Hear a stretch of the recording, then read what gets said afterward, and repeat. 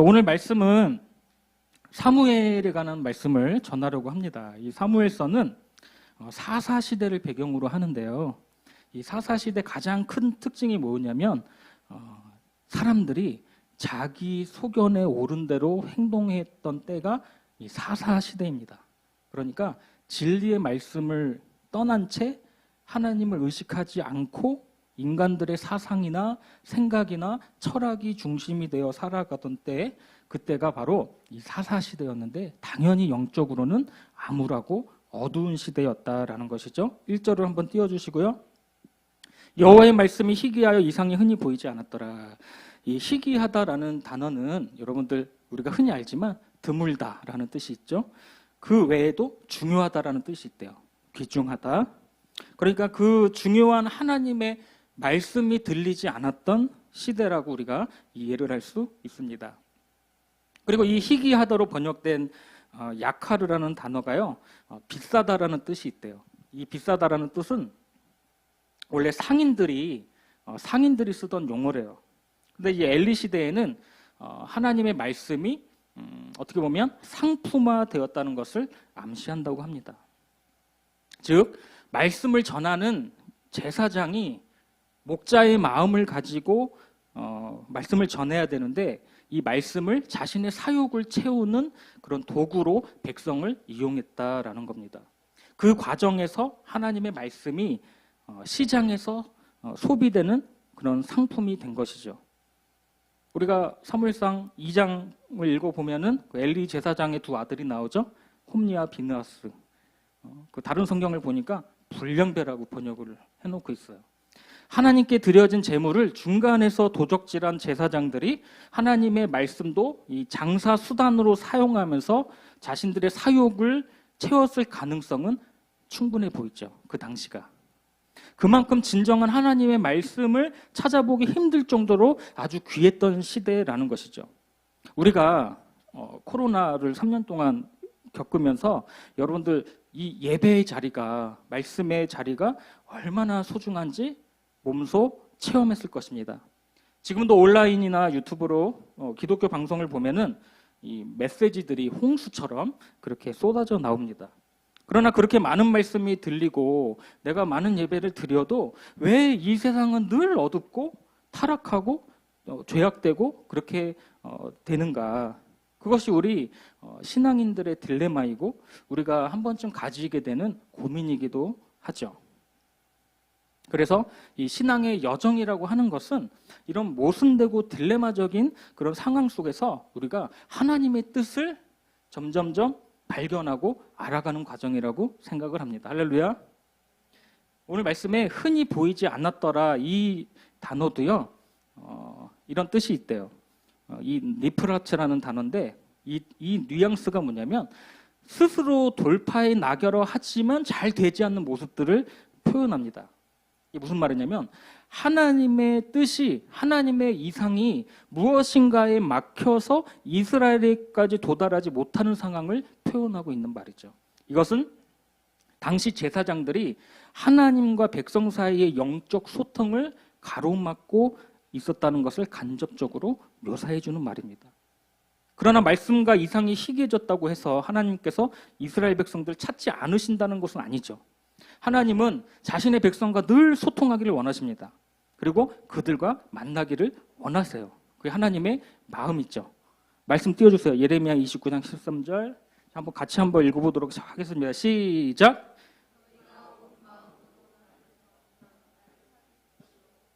만나리라. 너희는 여호와를 만날 만한 때에 찾으라. 가까이 계실 때에 그를 부르라. 아멘.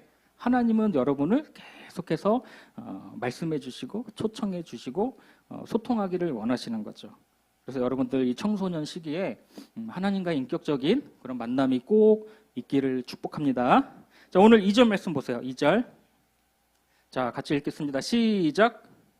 눈이 점점 어두워가서 잘 보지 못하는 그때에 그가 자기 처소에 누웠고. 자, 말씀을 보시면 이 엘리 제사장이 이제 큰 대제사장이었어요. 그 당시에. 이 제사장의 눈이 점점 어두워져 갔대요. 물론 할아버지니까 생물학적으로 그럴 수가 있겠죠. 우리가 나이가 들면 눈도 침침해지고 그러는데, 하지만 이 말이 성경에서 쓰일 때는 이스라엘 영적인 타락과 몰락을 암시하는 표현입니다. 우리가 성경에 이삭이 하나님의 축복권을 바르게 사용하지 못했을 때에도 눈이 어두웠다, 그렇게 성경은 표현하고 있어요. 그래서 그가 죽기 전에 에서가 사냥해온 그 고기를 먹고 아들을 축복하고 죽기를 원했는데, 그때 이삭의 눈도 이렇게 어두워져 있었죠. 그러니까 성경에서 눈이 어두웠다라는 표현은 그 시대가 어떤 영적인 상태에 있는가를 보여주는 말씀이죠. 우리가 살아가는 이 시대도 별반 다르지 않다고 생각합니다. 여러분들, 그럴 때일수록 우리가 정신 차리고 깨어서 기도하는 우리 유스풀 예배가 되기를 축복합니다. 할렐루야. 우리 하나님은 여러분 반전의 하나님이십니다. 왜 그럴까요? 누구를 준비하고 계실까요? 자, 3절. 자, 3절 시작.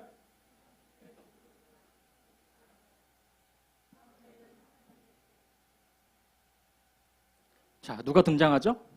사무엘이 등장하죠. 그리고 하나님의 등불이 아직 꺼지지 않았다. 여러분들 밑줄 짝 하는 신용이라도 해봐. 밑줄 짝. 중요한 말씀이죠. 우리가 성막 안에 보면 등불이 항상 켜져 있어야 돼. 꺼지면 안 되는데 그 역할은 제사장들이 하는 거야. 매일 아침에 들어가서 매일 밤에 들어가서 등불이 켜져 있는지 늘 살피는 거죠. 출애굽기 레위기 말씀 한번 띄워주세요. 눈으로 한번 확인해 주세요.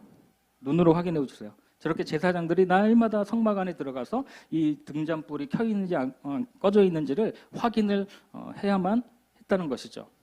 그렇다면 3절에서 왜 하나님의 등불이 꺼지지 않았다는 말을 하고, 그리고 바로 뒤에 이어서 사무엘이 여호와의 전안에 누웠다, 그렇게 표현을 할까? 3절 말씀을 다시 한번 띄워주세요. 자, 보세요. 비록 이 시대가 엘리의 눈이 점점 어두워져 앞을 보지 못하는, 영적으로도 암울하고 이상도 보이지 않는 그런 타락한 시대였지만, 하나님은 당신이 만든 이 세상을 그렇게 암울하게 놔두고 싶지 않은 것이죠. 그래서 한 줄기 희망의 빛을 내시고 누구를 준비시키냐면 사무엘을 준비시키신다라는 것입니다. 구체적으로 하나님의 등불이 아직 꺼지지 않았다. 여러분들 그 말씀을 지금 한번 생각을 한번 해보세요. 아직 칠흑 같은 어둠 가운데 있는 이 이스라엘 민족에게 아직은 희망이 있다라는 저자의 의도가 숨겨져 있는 말씀인 거예요. 아직 하나님의 등불이 꺼지지 않았다. 그 희망의 빛을 더 큰 횃불로 지피기 위해서 여호와의 궤가 있는 성전에 지금 누가 누워 있어요?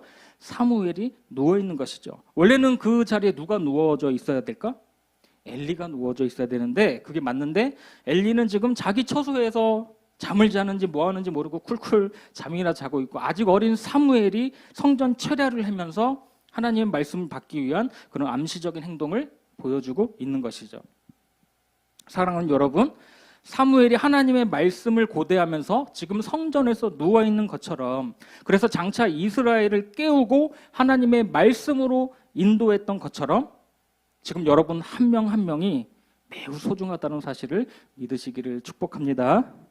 그래서 여러분들이 매주 이 예배를 귀하게 생각하고, 예배 때마다, 기도할 때마다, 말씀 묵상할 때마다 여러분들 하나님의 음성을 들을 수 있기를 축복합니다.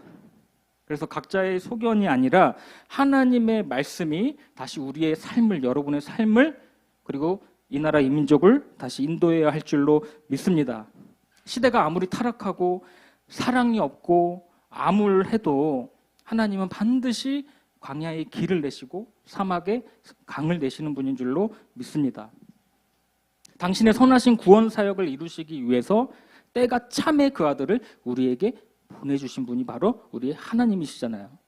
사무엘을 준비시켜서 이스라엘을 구원하기로 작정하신 것처럼, 여러분 이 시대에 패역하고 타락한 시대에 하나님이 어디 있냐며 조롱하고 비웃고 개독교라고 말하는 이 시대의 하나님은 저와 여러분을 사무엘로 쓰시기로 준비하셨다고 믿습니다. 할렐루야. 그러니까 사무엘은 저와 여러분인 것입니다.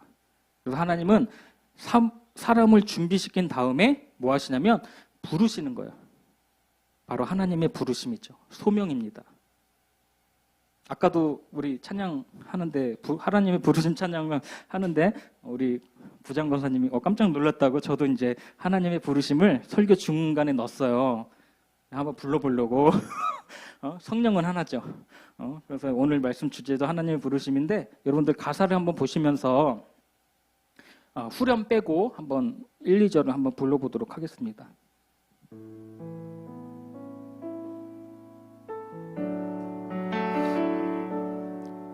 하나님의 부르심에는 후회하심이 없네. 내가 이 자리에 선 것도 주의 부르심이라. 하나님의 부르심에는 결코 실수가 없네.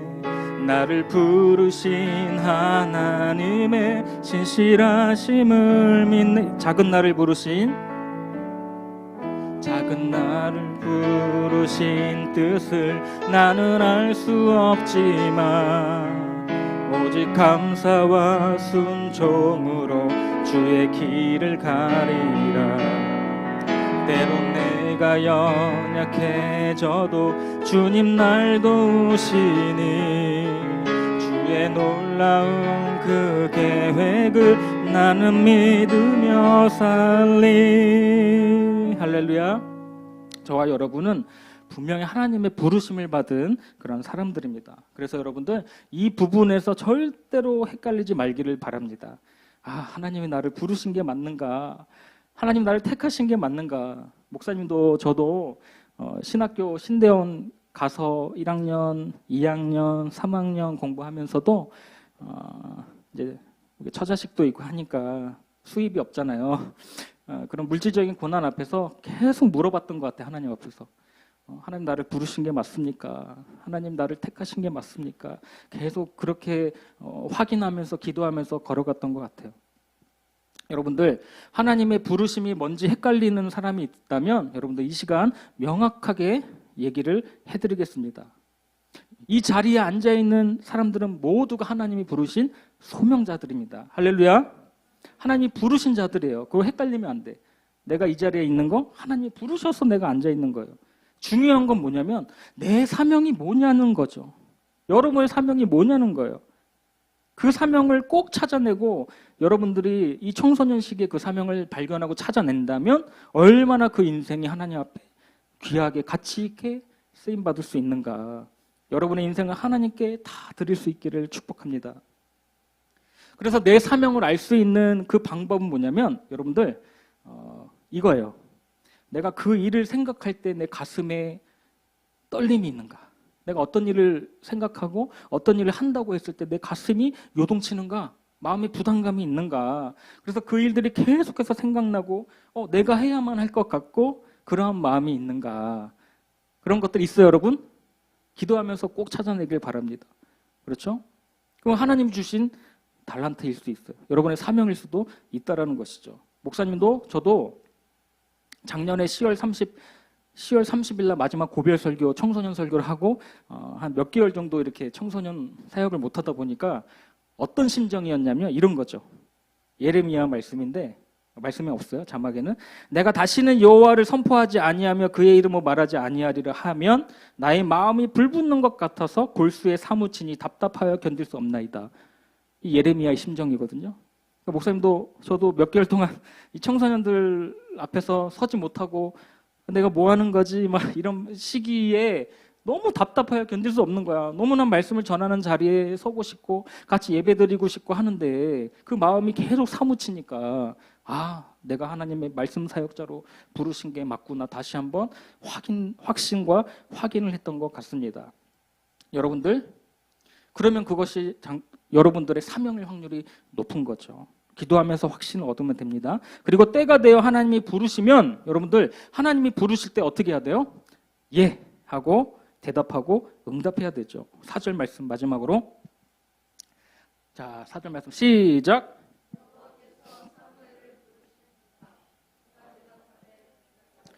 주님, 제가 여기 있습니다. 주님 부르실 때 제가 무엇을 할까요? 하나님은 영적으로 어두운 그 시대에 하나님의 사람 사무엘을 준비시키시고 그를 하나님의 메신저로 사용하십니다. 사랑하는 여러분, 우리의 인생이요 참으로 짧습니다. 여기서 있는 저도 청소년 시기가 엊그제 같은데 시간이 너무나도 빨라요. 그래서 우리가 망설이고 주저하고 머뭇거릴 시간이 없어요. 마지막으로 이 장로님 간증을 하고 마치도록 하겠습니다. 이 박수웅 장로님 사진 잠깐 띄워주시고, 이분이요 젊은 날 한국에서 의학을 공부하고 의사가 되었습니다. 그런데 미국으로 건너가서 마취과 의사가 되신 분이에요. 특이하죠? 그러니까 마취과를 선택하게 된 이유가 내가 온전한 하나님의 사람으로 살고 싶다, 이런 마음이었대요. 그래서 내가 어느 날 하나님의 부르심이 뭐냐 그렇게 고민을 했어요. 이 장로님이 젊었을 때 목사가 되는 것인가, 어떤 삶이 하나님이 부르신 삶인가, 그렇게 고민을 했다고 해요. 목사가 되기로도 마음을 먹어봤는데 그럴 때마다 하나님이 이렇게 말씀하신다는 거죠. 야, 너는 가만히 있는 게 나를 도와주는 거야. 이 땅에는 부르심이 분명한 목사가 필요하고 각계각층에서 탁월하게 사역할 수 있는 평신도들도 필요하다. 그 마음이 딱 왔다라는 것이죠. 그래서 이 장로님이 그래, 내가 목회자가 아니라 좋은 의사가 되기로 결정을 하고 이제 미국으로 건너가서 과를 정해야 되는데, 과를 정할 때도 이렇게 이제 결정한 거죠. 가장 널널한 곳, 시간이 많아가지고 청년들과 성경 공부를 할 수 있는 과가 무엇인가, 그리고 영어도 안 되니까 영어도 필요 없는 과가 무엇인가. 그러니까 마취과라는 거예요. 마취만 쭉 넣어주면 되잖아. 넣고 빠지면 되니까. 그래서 자신이 미국에서 청년들을 모아놓고 성경 공부를 하고 있었는데 그때 이제 깨달음이 오는 거죠. 내가 정말 이 마취과를 선택을 잘해가지고 이렇게 성경 공부도 할 수 있구나. 이런 과가 더 없네. 이렇게 고백을 하고 있습니다. 그래서 돈을 많이 버는 것보다는 내가 사역을 위해 선택한 이 마취과가 결국은 하나님의 축복을 받는 기회가 되었다고 합니다. 그래서 이분은 시간이 많아서 그런지 몰라도 전 세계 코스타 집회 돌아다니면서 그렇게 유학생들을 위해서 또 설교하는 장로님이십니다. 사랑하는 여러분, 이 시대에 하나님이 여러분을 태어나게 하시고 또 하나님의 자녀로 이 땅을 살아가게 하신 것은 분명한 하나님의 뜻이 있습니다. 헷갈려 하지 말고, 자, 오늘 이 시간부터 여러분들이 확고하게 결단하고 선포하고 믿음을 가지길 바랍니다. 하나님이 나를 사랑하셔서 이 어두운 영적 시기에 나를 부르셨구나. 그럼 나는 하나님을 위해 어떻게 살지? 그분께 어떻게 나의 삶을 드리고 내가 어떻게 하나님께 영광 돌리며 살아갈까? 최소한 이런 고민은 우리 유스풀 친구들이 가지게 되었으면 좋겠습니다. 이런 마음이 싹트기를 축복합니다. 우리 찬양하고 기도할 텐데 이쪽 조명만 조금 꺼주시고요. 목사님 부탁하는 거는 기도할 때 남 눈치를 안 봤으면 좋겠어. 그냥 눈 감고 기도하면 돼. 남이 하든지 말든지. 알겠죠? 같이 찬양하고 기도하겠습니다. 두려워 말라.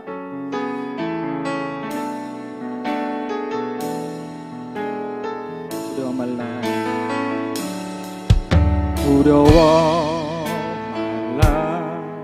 너와 함께함이니 놀라지 말라.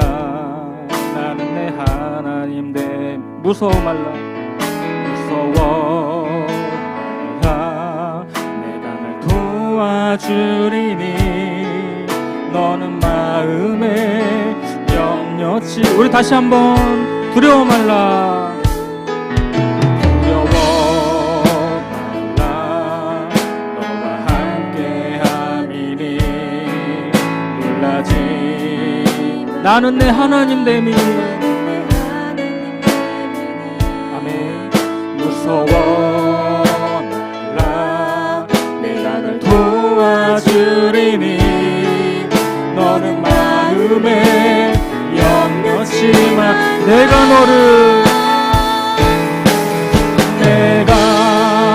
너를 굳세게 하리라. 내 손으로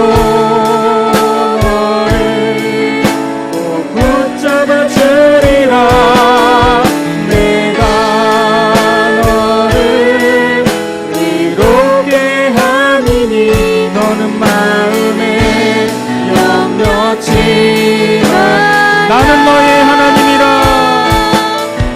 나는 너의 하나님이라. 하늘을 지은 창조주라. 땅의 소산을 베푸는 자. 나는 여호와니라.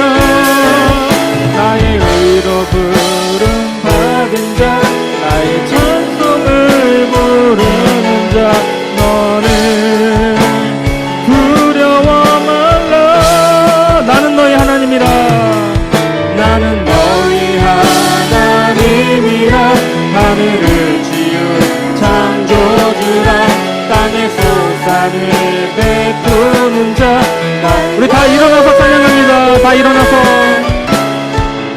너 부름 받은 자. 나의 찬송을 너는 두려워 말라. 너는 두려워 말라. 내가 너를 굳세게 하리라. 내 손으로 너를 붙잡아 주리라. 내가 너를 이롭게 함이니 너는 마음에. 우리 손을 들고 내가 너를 굳세게 하리라. 내가 너를 굳세게 내 손으로 너를 붙잡아 주리라. 내가 너를 의롭게 함이니 너는 마음에 영원히. 우리 시간 다 함께 기도하기를 원합니다. 하나님의 부르심을 명확히 알게 하여 주시고 주님의 영광을 위해 살아가게 없어서 우리 다 함께 주여 한번 부르고 우리 뜨겁게 기도합니다. 주여. 하나님 감사합니다. 하나님 주님의 부르심에 응답하는 삶을 살아가게 하여 주시옵소서. 우리 인생의 주인은 내가 아니라 오직 하나님이심을 알게 하여 주시고 이 청소년 시기에 인생의 목적과 사명을 발견하는 우리 유수분이 될 수 있도록 주님 인도하여 주시옵소서. 하나님의 말씀으로 잘 준비된 사무엘과 같은 사람이 되기를 간절히 원합니다. 이 어두워가는 이 시대 가운데 선명한 하나님 나라의 복음을 제시하고 하나님 나라의 세계관과 기독교적인 세계관을 가지고 살아가는 우리 유수분이 될 수 있도록 주님 인도하여 주시옵소서. 주님 손들고 간절히 구하며 나아갑니다. 하나님 우리들에게 꿈을 부어주시고 하나님 비전을 발견하게 해주시고 하나님 사명을 발견하게 해주시옵소서. 아름다운 교회에 헌신하는 모든 선생님들과 우리 아이들이 하나가 되어서 성령이 하나 되게 하신 것으로 힘써 지켜나가는 우리 귀한 예배가 될 수 있도록 우리 중고청이 될 수 있도록 주님 붙잡아 주시옵소서. 주님 하나님 아버지 감사합니다. 아버지 하나님 나라를 위해서 달려나가는 귀한 예배자들 될 수 있도록 도와주시옵소서. 이 김포 지역 일대를 흔들고 하나님 나라 이민족을 흔들 아버지 어린 사무엘들이 잘 준비되어서 우리가 기도하며 또 말씀으로 무장하고 이 세상에 나가서 빛과 소금 역할을 잘 감당해 나갈 수 있도록 하나님 지혜와 능력과 명철을 더하여 주시옵소서. 성령 하나님 성령의 사람이 되기를 간절히 원합니다. 주님 우리를 인도하여 주시고 축복하여 주시옵소서. 하나님 감사합니다. 우리 주님의 부르심에는 후회하심이 없다고 하셨는데 하나님 나를 부르셔서 하나님의 자녀로 이 땅을 살아가게 하신 것 감사드립니다. 주님이 원하시는 삶이 무엇인가, 때를 어떤지 못 어쩐지 늘 주님의 말씀을 선포하며 전파하는 삶 살기를 원합니다. 내가 무슨 일을 하든지 선한 영향력으로 세상의 빛과 소금의 사명 잘 감당하길 원합니다. 하나님 우리 아이들에게 꿈과 비전을 부어주시고 하나님 영광을 위해 한평생 뜨겁게 살아갈 수 있도록 주님 지혜와 능력과 명철과 열정을 부어주시옵소서. 감사드리며 예수님의 이름으로 기도합니다. 아멘.